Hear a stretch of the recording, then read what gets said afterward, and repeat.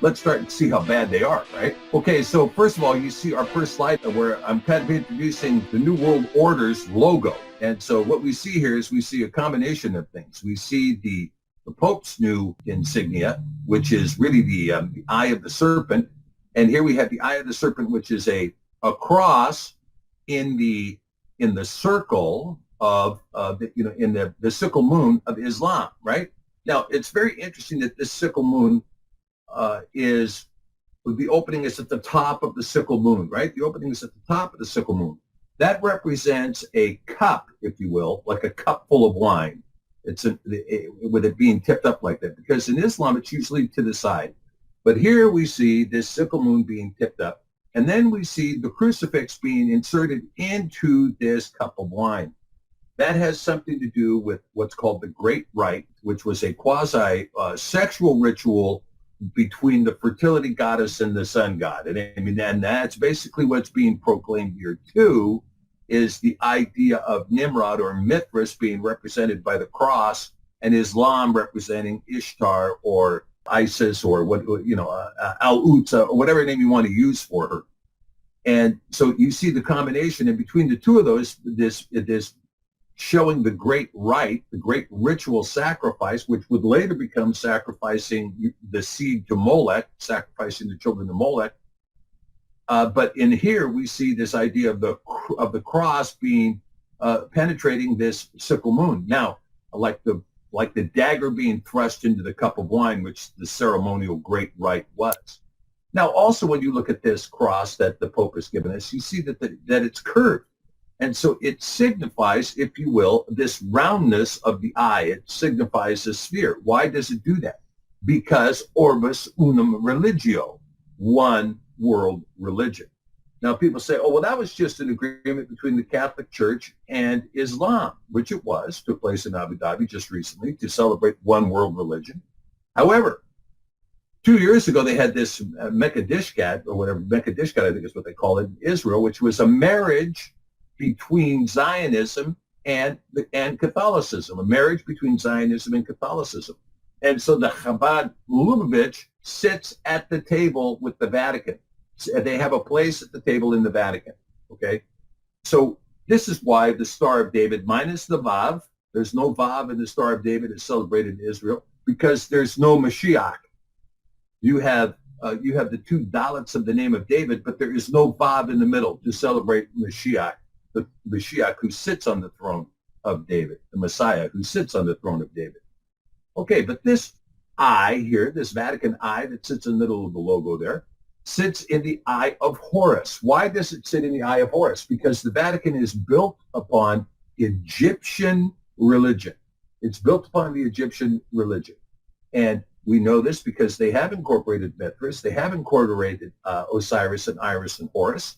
I mean, there's no question. When we look at the deal of the IHS, we saw that it was, Isis, Horus, Set. And that whole relationship, that trinity, is the trinity that is exalted by the Vatican. And that is Egyptian in its nature. That's why there's an Egyptian obelisk in the center of St. Peter's Square, which is not square, but rather round. You see all these Egyptian symbols because the Vatican sits on top of Egyptian paganism.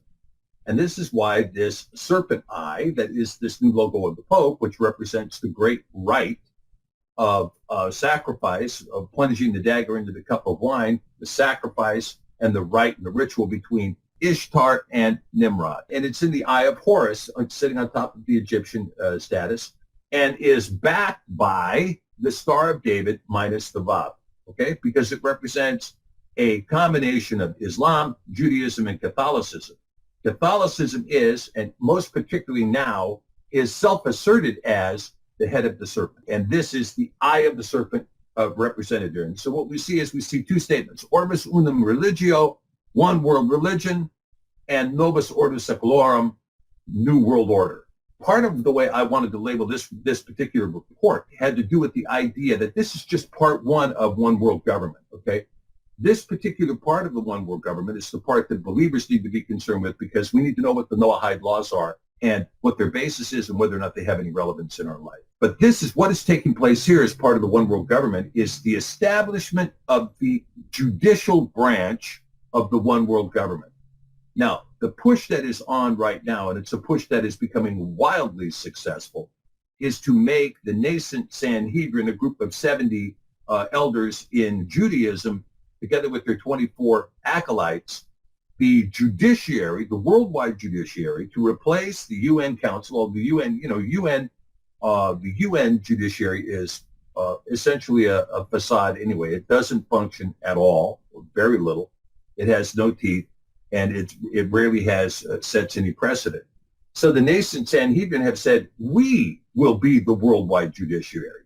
We will be the worldwide judiciary, and we will rule predicated upon the Noahide placement. Now, what does this mean? It means two laws. The Torah, as defined in the Talmud for confessions of Judaism, those who are in Judaism, they will be adjudicated under the Talmud.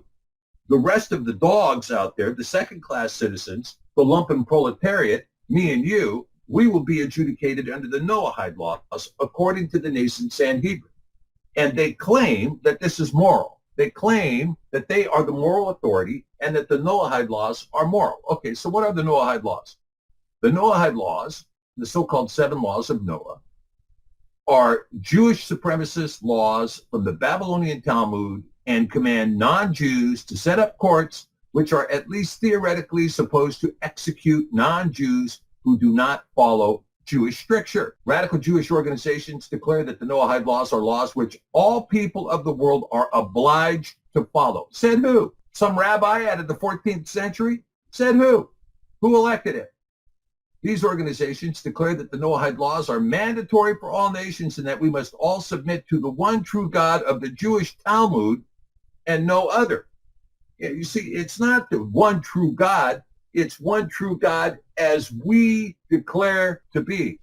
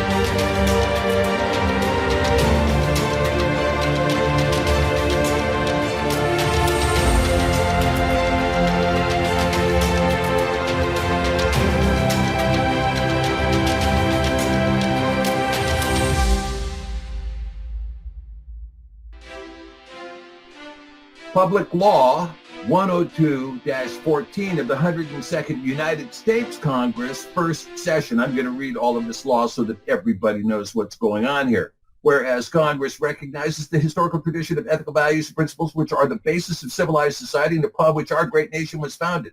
Our great nation was never, ever founded on Noahide laws. Never. Not ever.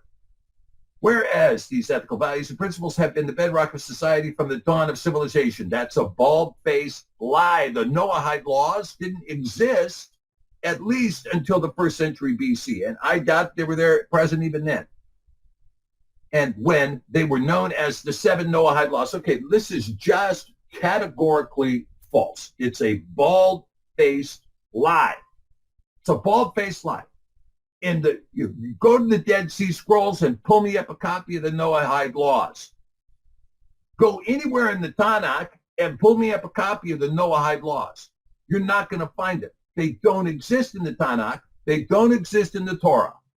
They exist only in the rabbinical opinion in the Talmud, period. They were not the foundation of civilization. They didn't exist from the dawn of civilization. Next paragraph. Whereas without these ethical values and principles, the edifice of civilization stands in serious peril of returning to chaos. Oh, you mean without class distinction between Jews and dogs? I mean, unless we have that class distinction, we're all going to fall into chaos? Is that what the deal is? Next paragraph. Whereas society is profoundly concerned with the recent weakening of these principles. Recent weakening? Like what? Are we having a huge prevalence of people cutting off the limbs of animals and eating it and leaving the animal alive? Show me where it's weakening. How about some research to establish this? That has resulted in crises that beleaguer and threaten the fabric of civilized society. Yeah. Slide 4. Whereas the justified preoccupation with these crises must not let the citizens of this nation lose sight of their responsibility to transmit these historical ethical values from our distinguished past to the generations of the future. Baloney. They were never in the past of the United States. The United States was built primarily on the 1560 Geneva Bible, which, guess what, has no copy of Noahide laws anywhere in it. They don't exist in the 1560 Geneva. They didn't exist in any of the Supreme Court decisions in this country. There is no precedent established in any of the court reporters prior to 1940 about any Noahide laws anywhere. You're not going to find them. Whereas here we go, next paragraph. Whereas the Lubavitch movement has fostered and promoted these ethical values and principles throughout the world. Okay, Chabad Lubavitch, the organization that sits at the table with the Vatican, the organization that's responsible for really a violent enforcement of Judaism and violent retaliation around the world. The group that was the brains behind the organization of Zionism and the creation of the nation of Israel and the creation of the Holocaust, not genocide, of 6 million of their brethren to accomplish the task. Chabad Lubavitch. Yeah, but in this public law here signed in the United States, we're going to say the Lubavitch movement has fostered and promoted ethical values and principles throughout the world. Like what? Holocausts? Like what? A racist Zionism in Israel? What have they promoted that's ethical? Okay, and then here, let's continue with the next paragraph. Whereas Rabbi Menachem Mendel Schneerson, leader of the Lubavitch movement, is universally respected and revered, and his 89th birthday falls on March 26, 1991. Oh, he's universally revered, is he? Here, I'm going to say this to you, the same thing I tell the Russians when I tell the Russians, Christos Voskres, Lenin Yeshua Segradnitsia. Christ has risen, Lenin's still in the tomb, Schneerson's still in the tomb too. Whereas in tribute to this great scriptural leader, okay, we're going to see what kind of scriptural leader Rabbi Schneerson is. Okay? His picture is all over Israel today, celebrating the innate and intrinsic racism of the Noahide protocol. Whereas in tribute to this great scriptural leader, the Rebbe, his 90th year, will be seen as one of education and giving, the year in which we turn to education and charity to return the world to the moral and ethical values contained in the 7 Noahide laws. We're going to return the world to a two-class system of Jews getting one set of laws and non-Jews getting another. Whereas this will be reflected in an international scroll of honor signed by the President of the United States and other heads of states. Now, therefore, be it resolved by the Senate and the House of Representatives of the United States of America in Congress assembled, that March 26, 1991, the start of the 90th year of Rabbi Menachem Schneerson, leader of the worldwide Lubavitch movement, is designated as Education Day USA. The president is required to issue a proclamation calling upon the people of the United States to observe such day with appropriate ceremonies and activities. Approved March 20th, 1991, signed by George Bush, President of the United States of America. That's H.W. Bush. Okay, public law here in the United States exalting Rabbi Schneerson and Chabad Lubavitch as part of our Education Day. Well, since we're closing in on March 26th, let's have a little education as to exactly what Schneerson is proposing for us. Okay. Well, what about the United Nations? Did they weigh in on this? Take a look at slide 6. On June 10th, 2013, the United Nations diplomats from several different nations, including Egypt and Israel, attended the One People, One World, right? Orbis Unum. Orbis Unum, One World, Novus Ordo Seclorum, New World Order conference, which was hosted by the Institute of Noahide Code. A summary of the conference was uploaded as a PDF to the United Nations website. According to this UN summary of the conference, the attending delegates signed a Declaration of the 7 Laws of Noah, which emphasized the importance of the 7 Noahide laws in maintaining peace, justice, and harmony among peoples and nations. The conference organizer, Rabbi Cohen, emphasized the need for monotheism. What does monotheism mean? That means that we need to get rid of those infidels that claim that there is a son, a Ben Elohim. Those people need to go because there only needs to be monotheism, right? We want to have monotheism in order to unite the world under the one true God. That is, the one true God as we see the one true God, and reiterated the Noahide law prohibitions against idolatry, blasphemy, and forbidden sexual relations. Now, what we're going to talk about here when we get into the Talmud is the sexual relations that aren't forbidden, okay? The UN document states the Noahide laws are laws which all peoples of the world are obligated to follow, except when you talk about Noahide protocols, those Noahide protocols do not apply to Jews.